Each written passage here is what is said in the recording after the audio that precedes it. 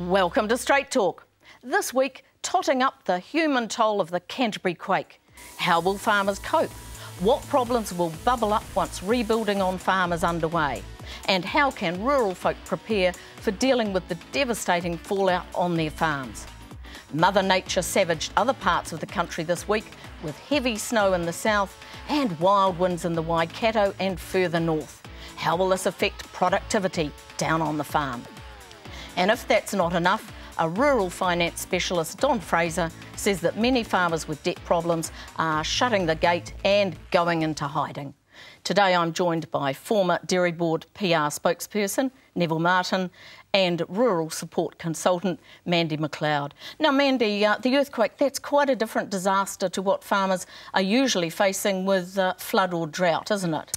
That's right, Glenys. I think one of the big things is that the unknown with an earthquake. There are farmers who now have, they've lost part of their farm, it's now on the neighbour's place, they've got rivers that have formed through the middle of their properties, cow sheds have been damaged, and more importantly, the damage is continuing with each tremor. Things that were safe before may not now be safe in terms of foundations and things like that.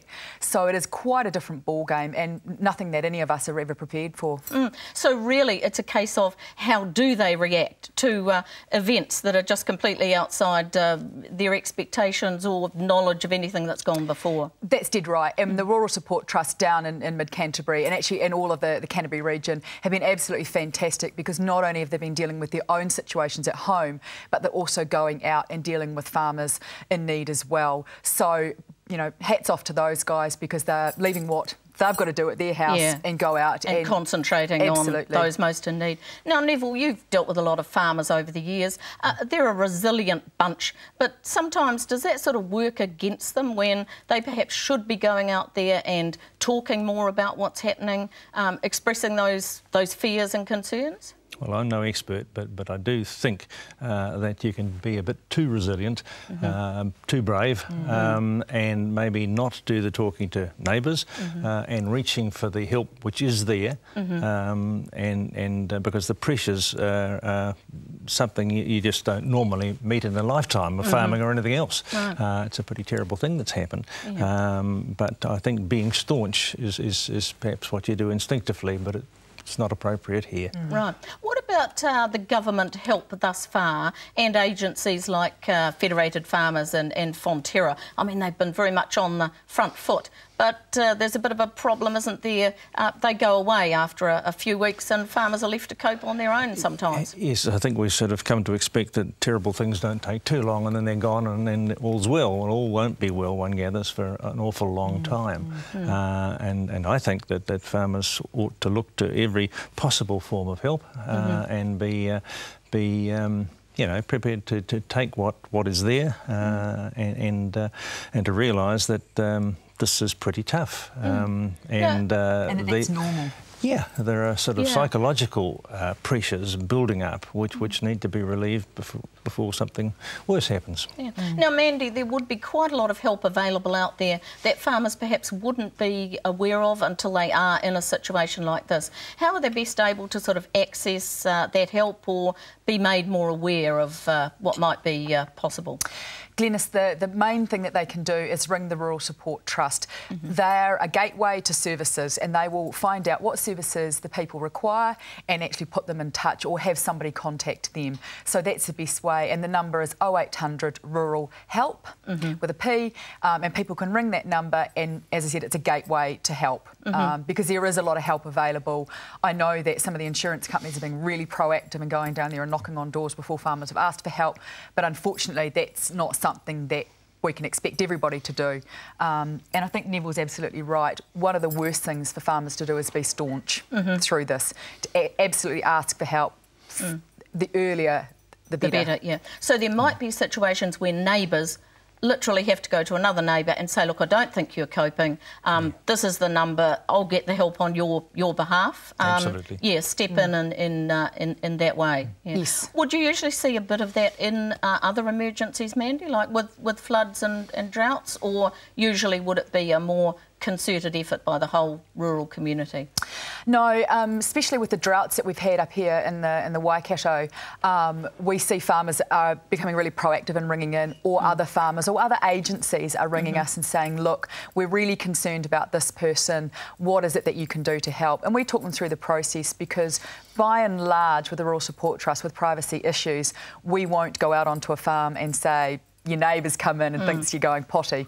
We have to engage in other opportunities to get those people to come to us. Right. And people are becoming more au fait with that. They're accepting that they don't actually have to be jolly hockey sticks and number 8 wire. You know, they actually can ask for help and it's okay. And so that's probably the real message to get out there, is that there's nothing so bad that it can't actually be talked through. Yeah. So do you think there's been a bit of a change, Neville, in that sort of attitude? When we talked before about farmers' general resilience, do you think now they are more prepared to sort of open up and say, look, I need help? Well, I'm not on the ground, but I think you'd find over the years that that's exactly what's happened.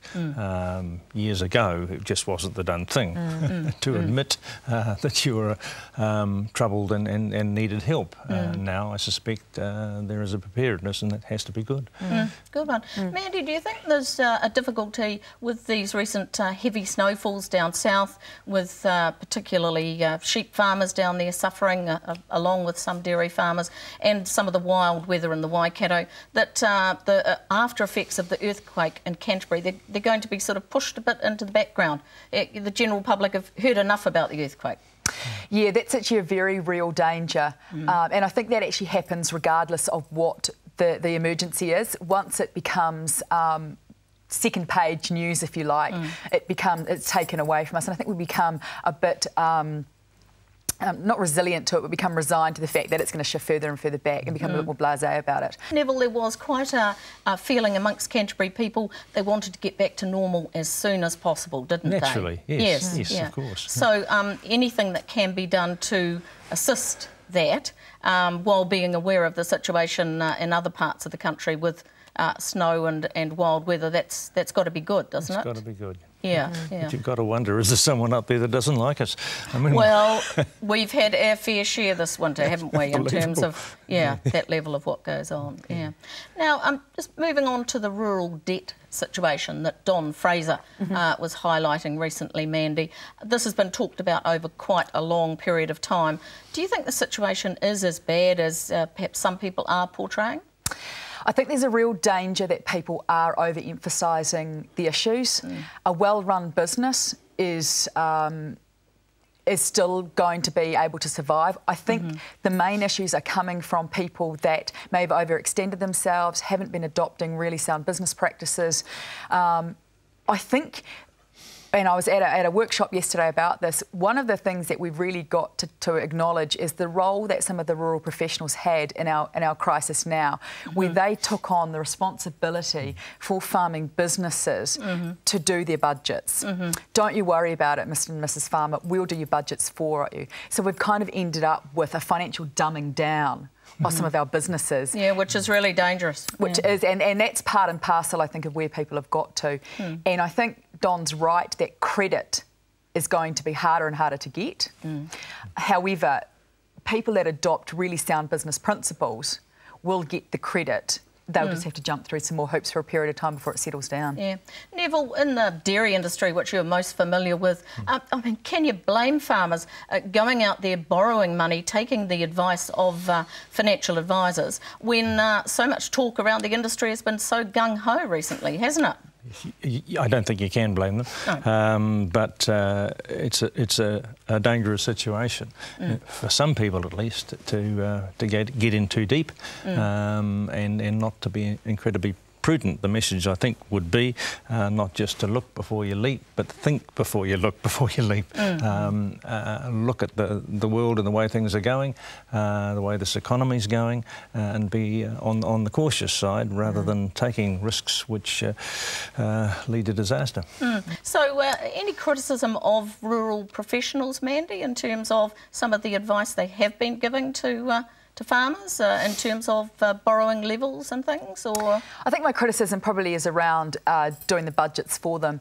But I think also, and this may not be a really popular thing to say, But over time, I think there's been a general trend for some business owners to abdicate their responsibilities as business owners and pass them over to third-party professionals who've only been too willing to take it on, but may not have had the experience or background, or were being pushed from some other place. Yeah. So I kind of think that there's an even shift of blame across the whole board. Wow. But I see some really positive things coming out of this, which is, you know, farmers be getting back to basics and running their business like a business. And Which has to be good, doesn't it? Yeah. Thanks, team. Yeah. Coming up, the Australians' wine war heats up for a bigger slice of the global drinkers. And could Chile's plans for avocado oil muscle in on our New Zealand markets? That's all after the break. Stay with us.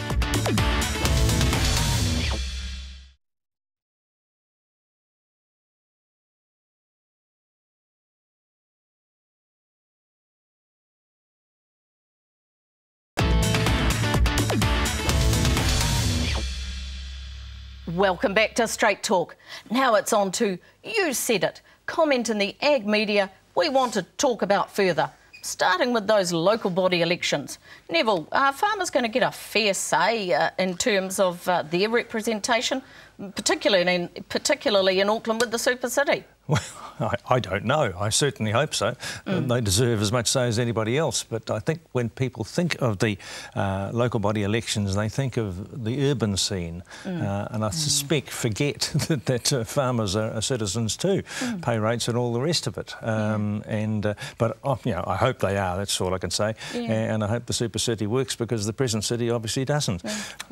Now, Mandy, I know down in the Waikato there's been a fairly concerted push to get more farmer representation on local bodies. You think that's going to continue after the upcoming elections? I certainly hope so, because I think when you look at rates, for example, and I'm not going to push the rates issue, farmers contribute a lot to that and generally don't get as much services because they tend to be further away from town centres. So the more farming representation we can get that has our interests best put forward by